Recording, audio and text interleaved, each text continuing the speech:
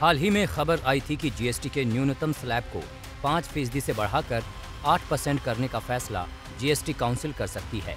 लेकिन अब खबरें आ रही हैं कि महंगाई की चिंता के मद्देनजर इस फैसले को मंत्रियों के समूह का समर्थन नहीं मिलेगा। लेकिन इस बीच जीएसटी काउंसिल की अगली बैठक में जीएसटी रेट्स में बदलाव किए जाने की भरपूर संभावना है।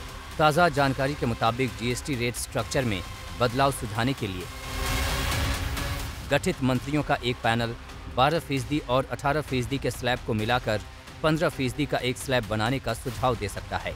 हालांकि महंगाई से जुड़ी चिंताओं की वजह से न्यूनतम 5% के रेट को बढ़ाकर 8% करने के प्रस्ताव को लेकर पैनल सतर्क है।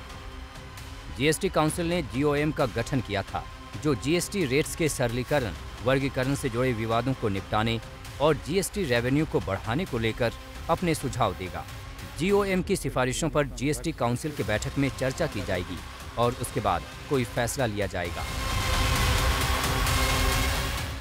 इस जीओएम की बैठक अगले हफ्ते होने का अनुमान है, जिसमें रेट्स पर आखिरी फैसला लिया जाएगा और सिफारिशें तय की जाएंगी। जीएसटी काउंसिल रिपोर्ट और राज्यों के रेवेन्यू की हालत पर विचार करने के लिए अगले महीने की शुरुआत में बैठक कर सकती है। अगर न्यूनतम जीएसटी रेट को बढ़ाकर 8% किया जाता है तो फिर सरकार को सालाना 1.5 लाख करोड़ रुपए ज्यादा रेवेन्यू मिल सकता है। लेकिन देश में कोरोना काल में आई आर्थिक सुस्ती के बीच महंगाई को देखते हुए ऐसा करना मुश्किल है।